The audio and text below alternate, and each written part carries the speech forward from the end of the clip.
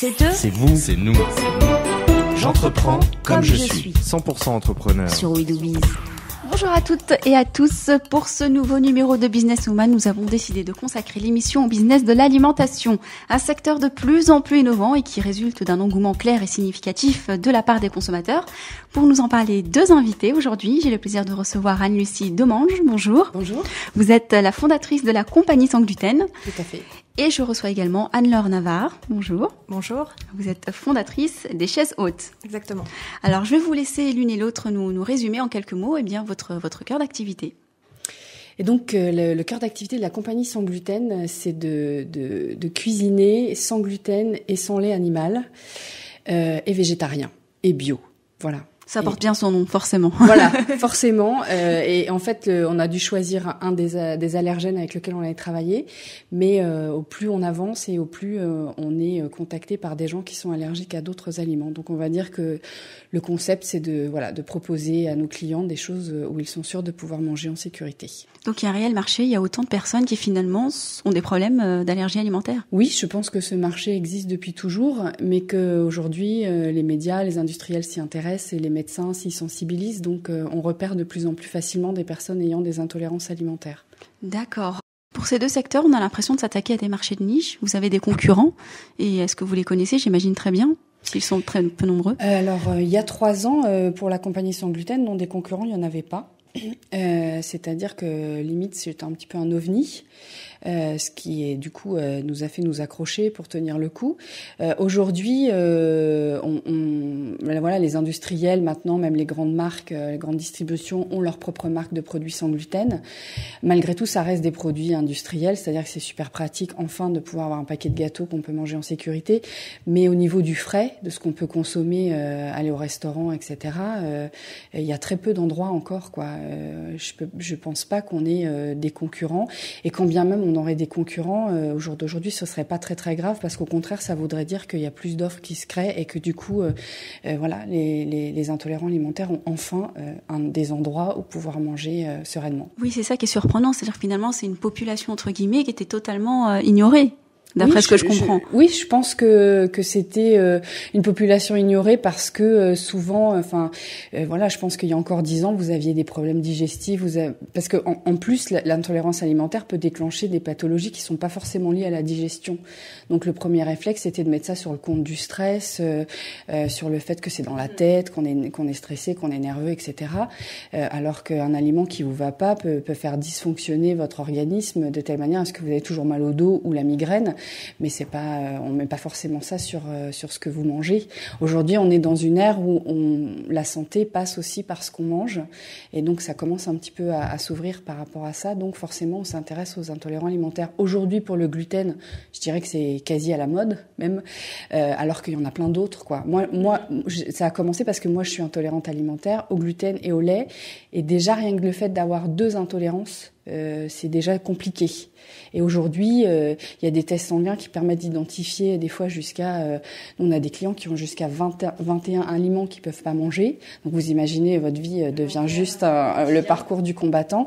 Et donc aujourd'hui, voilà, le gluten est très médiatisé, mais il y en a plein d'autres. Et surtout, ce qui est difficile, c'est quand on en a plusieurs, en fait.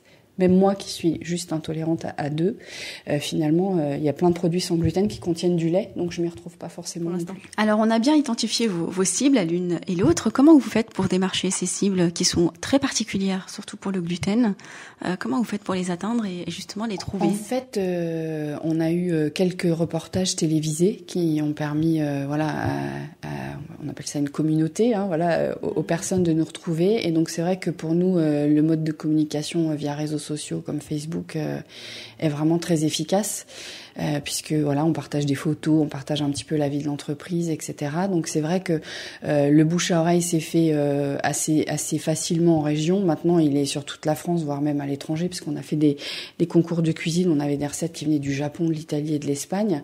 Et en fait, voilà, c'est vraiment les intolérants qui se refilent, qui se manifestent, qui se refilent l'info entre eux, et puis et qui se manifestent auprès de nous. Et c'est vrai que voilà, on a on a fait rentrer du chiffre d'affaires parce qu'on faisait du bio au départ et ça nous a laissé le temps de connecter avec la communauté des personnes intolérantes alimentaires. Vous avez brassé large au départ pour ensuite... On brasse toujours large, hein, c'est-à-dire qu'au-delà de...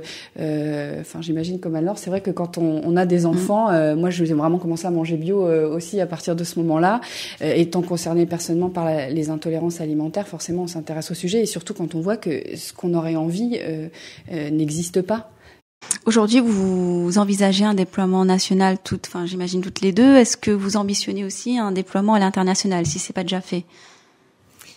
Alors pour la compagnie sans gluten dont la marque on va dire culinaire est Cooking et compagnie, on a plein de demandes sur toute la France de personnes qui voudraient être rattachées à notre concept, qui bricolent dans leur coin et qui voudraient qu'on développe les choses. Donc c'est vrai que là on a notre première cuisine on va dire certifiée sans allergènes qui vient d'ouvrir ses portes et moi j'espère vraiment effectivement pouvoir faire des petits Cooking et compagnie un petit peu partout. Pour ce qui est de l'international, je dirais que pour la plupart des pays, notamment scandinaves et même l'Italie et l'Espagne, il y a déjà beaucoup de choses. Parce que l'Italie, par exemple, c'est un pays qui mange des pâtes et de la pizza depuis des siècles. Donc eux, ça fait 20 ans qu'ils sont déjà... parce que comme leurs plats régionaux, c'est un peu... donc ils sont déjà... La France, on est un petit peu en retard, en fait, par rapport à tout ce qui est intolérance alimentaire. Mais en même temps, il y a des connexions qui se font même avec des sites américains et tout ça. Donc pourquoi pas. Alors c'est une émission dédiée à l'entrepreneuriat. Dernière question déjà. Si vous aviez des conseils à donner aux femmes entrepreneuses qui nous écoutent et qui aimeraient peut-être sauter le pas de l'entrepreneuriat, peut-être autour de l'alimentation également, quels conseils on pourrait leur donner ? C'est vraiment d'oser en fait, c'est vraiment de se dire que c'est possible, que finalement les problèmes on va les prendre les uns après les autres et que rien n'est infranchissable. Il faut prendre le temps de chaque chose, d'être bien organisé, de bien se faire accompagner, de se faire aider quand on connaît moins bien le sujet et vraiment c'est oser quoi. Voilà. Oser. Oui, je pense que oui. Au pire, ça marche pas, mais on reste pas avec une frustration d'avoir peut-être eu l'idée du siècle sans l'avoir lui donner vie. Donc oui, il faut y aller, quoi. Tomber, c'est pas trop grave, foncez. Oui. Merci beaucoup. Du plaisir.